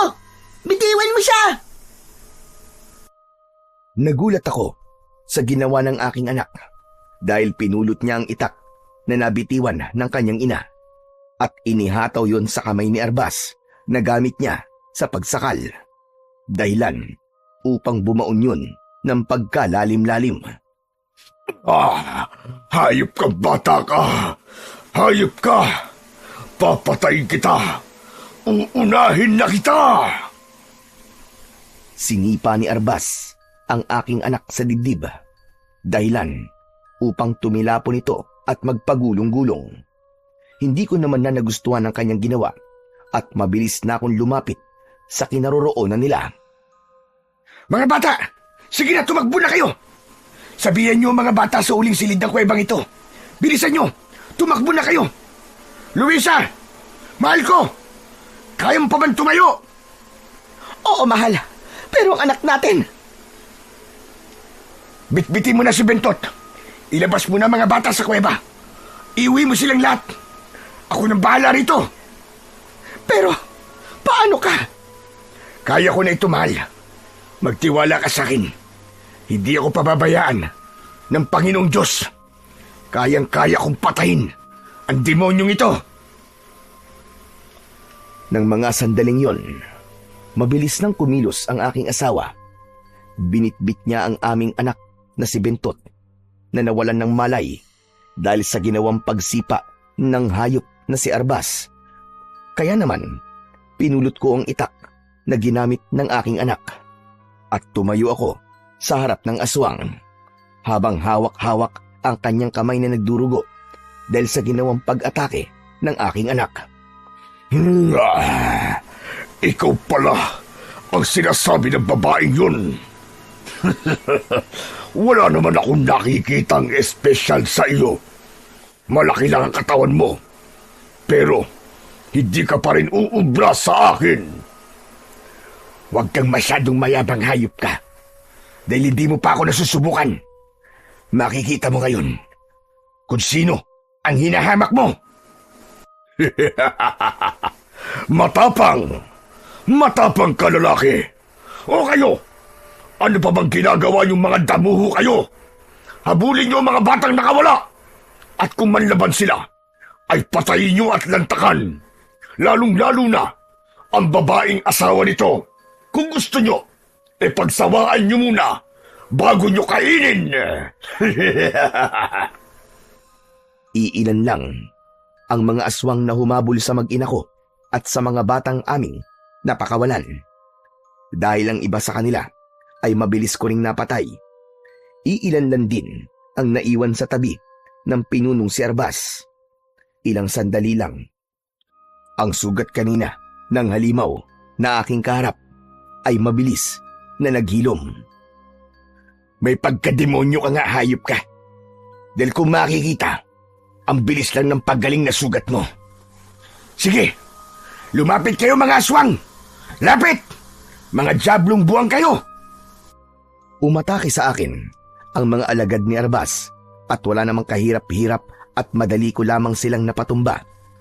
Doon ko napagtanto na ginamit lang pala ng aswang na si Arbas ang kanyang mga alagad upang mapagaling ng lubusan ang kanyang sarili. Hanep pinabilib mo ko. Kahit pala bubugok-bugok kang mag-isip, ay may tinatago ka rin palang katalinuhan. Hindi ko alam kung matutuwa ako Pero sa ginawa mo sa anak at sa asawa ko, ay hindi ko yung mapapalampas. Kahit patanungin mo ko o hindi, ipapaalam ko pa rin sa'yo na hindi ko nagawang saktan o pagbuhatan ng kamay ang aking mag-ina. Tapos ikaw, sinakal at sinipa mo lang sila. Magbabayad kang hayop na aswang ka. Napakabuting asawa mo naman at tatay. Nakakaingit. Pero kung pagbabayarin mo ko, huwag mo kong patawanin, Gunggong. Dahil kung may mamamatay man dito sa kuwebang ito, ikaw yun at wala nang iba pa. Ako na ang unang umatake. Mabilis niya naman yung naiwasan, habang ako naman ay natamaan ng kanyang mga kalmot sa likuran. Dahilan upang mamilipit ako sa sakit. Hindi pa siya natuwa dahil pagharap ko ay mabilis niya akong sinipa sa sikmura. Dahilan upang tumilapon ako. O ano? Napakarami mong sinasabi kanina. Napakadaldal mo. Yung pala, wala ka naman palang ibubuga. Hanggang diyan ka na lang. Ngunit akala niya ay ganun-ganun lamang yun. At natalo niya na ako. Habang mabagal siyang lumalapit sa akin, ay mabilis akong umusal ng isang orasyon. Kaya nang akmang hahawakan niya na ang aking leeg, ay mabilis kong isinaksak ang isang itak sa kanyang leeg. Binitiwan ko yun at nanlaki naman ang kanyang mga mata dahil sa pagkabigla. Hindi na rin siya makapagsalita dahil sa lalim ng pagkakabaon ng itak sa kanyang leeg. Kung akala mo ay palalampasin kong ginawa mo sa akin pinakamamahal na mag-ina at wala akong maibubuga, nagkakamali ka, Diablong Buang. Dahil gagawin ko ang lahat para sa kanila. Kaya heto, para sa ginawa mong pagkuha sa mga bata, kasama na ang anak ko! Isinaksak ko ang itak na aking hawak sa kanyang dibdib at pinagdiinan pa yon ng paulit-ulit. Dahilan ng pagbulwak ng itim na likido sa kanyang bibig. At ito naman, para sa ginawa mong pananakit sa aking mag-ina! Hayop ka! Binunot kong muli ang itak at malakas ko yung inihataw sa kanyang leeg. Dahilan upang maputol ang kanyang ulo. Bumulwak ang dugo sa leeg nito. Hayop ka, Diablong Buang ka! Maraming taong kang nagasik ng lagim. Marami kang batang pinahirapan at pinatay. Ngayon, bumalik ka na sa impyernong pinanggalingan mo. Iniwan ko ang katawan ni Arbas habang ang ulo naman niya ay binitbit ko. Lumabas ako sa kuweba at naabutan ko roon ng aking mag-ina at ang iba pang mga bata. Nakita ko rin ang ibang alagad ng pinunong si Arbas na wala ng buhay at nalaman kong ang mahal ko palang si Luisa ang siyang may gawa nun. Napatay niya ang humabol sa kanilang mga aswang. Ayos na. Tapos na, mahal ko. Tapos na ang matagal na paghihirap ng ating baryo. Magiging ligtas na ang mga bata. Payapa na ulit silang makakapaglaro. Hindi mapigilan ng mga bata ang magsaya. Kasama na doon ang aking anak na tumakbo pa sa akin at niyakap ako ng maigpit. Lumapit naman ang matabang batang kanina na tumulong sa amin. Kahit hindi na siya nakakapagsalita, ay alam kong labis-labis ang kanyang pagpapasalamat. Lumuluha ito na niyakap din ako. Hindi naman kami nagtagal sa lugar na yon at mabilis din kaming lumabas sa kakauyan. Nang makalabas kami, ay naghiwa-hiwalay na rin kami. Niyakap uli kami ng mga batang iniligtas namin at ng batang mataba. Hindi na namin nalaman ang kanyang pangalan dahil hindi nga ito makapagsalita. Bumalik kami sa aming baryo. Naabutan namin doon ang mga tao.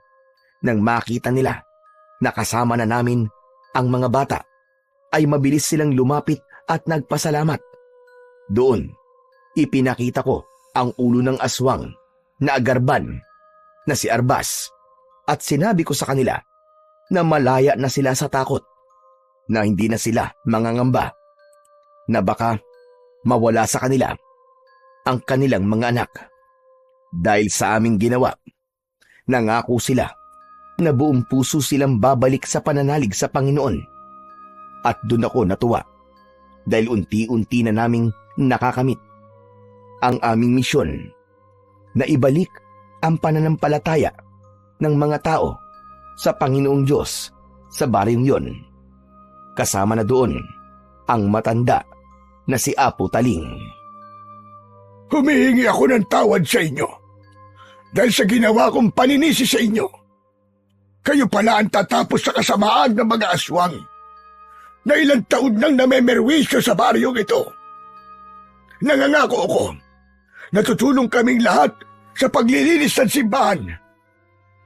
Babalik ako sa pananalig sa ating buong lumikha. Wala na ho sa amin yun, Apo Taling. Ang mahalaga po, nabalik na po ang pananampalataya niyong lahat sa Panginoong Diyos. Dahil kapag may pananalig, ay walang imposible. Habang tayo ay nabubuhay, nakasama ang paniniwala sa Kanya, ay laging may pag-asa. Sa kasalukuyan, ay masaya na kaming namumuhay at alam kong hindi na nawala muli ang pananalig nila. Kasama namin silang nagsisimba at nagdadasal, nagpapasalamat at humihingi ng tawad. Lagi tayong manalig at huwag nating questionin ang kaya ng ating amang may kapal dahil siya lamang ang nakakaalam sa lahat. Hindi niya tayo kailanman tinalikuran at ganun din ang gawin natin sa Kanya. Panatilihin natin ang pananampalataya sa Panginoong Diyos sa ating mga puso at isipan. Dahil sa oras na kailanganin natin siya, ay lagi siyang nandyan upang tayo ay iligtas sa kamay ng mga masasamang nilalang. Nawala na ang takot ng mga tao sa aming baryo na dulot ng mga aswang na agarban. Masaya ko na nagbalik na sa baryo ang pananalig at wala ng takot sa kanilang puso. Matapos ang mga pangyayaring yon, ay naisipan namin na magdiwang at pakainin ang mga bata at sama-samang pagsaluan ang aming konting nakayanan. Oh, huwag kayong magtulakan mga bata ha. Lahat kayo mabibigyan. Abay oo naman, matitikman nyo ang masarap na luto ng aking mahal na si Luisa. Oo nga pare, naamoy ko pa lang naglalaway na ako. Etong anak ko si Sandra, di man lang makapagsalita. Alam ko na excited din siya matikman ang luto mo, Luisa Huwag kang mag-alala dahil balang araw, gagaling din si Sandra at makakapagsalita din siya sa awa ng Panginoon. Labis talaga akong natutuwa. Ngayon lang nangyari na makita ko ulit mga tao na masaya at hindi nababalot ng takot. Salamat sa inyong mag-asawa. Salamat din dahil pinatawad niyo ko sa mga maling nagawa ko at maling paniniwala ko. Nako, wala po yun, Lolo Taling. Ayos na po yun. Ang mahalaga po, wala ng pangamba at wala ng gugulo sa baryo. At pinaka-importante sa lahat, nagbalik na ang paniniwala ng mga tao sa Panginoong Diyos sa baryong ito. Tsaka wag po kayo mag-alala, Lolo Taling. Kung sakali magkakaroon uli ng aswang dito, nandito ako, lalabanan ko sila. Nakita nito si paring Lucio kung paano ko kalabanin yung ibang aswang. Wala silang binatbat sa akin. Ay sus, tama ka na. Kaya pala nahimatay ka nang makakita ka ng iilang aswang. Pasalamat ka na lang talaga. Hindi agad ako nagising nang makalakad ka na.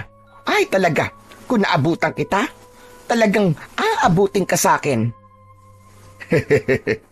Abay, pasalamat ka talaga ng malaki. Dahil kung ako nga, takot kay Luisa, mas matakot ka kapag siyang nagalit. Aba, mas malupit pa sa aswang yan. Opo, Mang Temyo. Lagot ka talaga kay nanay kung nagkataon. Ano, Temyo? Magsasalita ka pa? Lalabanan pala mga aswag, ha? Mangyaring inantok lang talaga ako nun.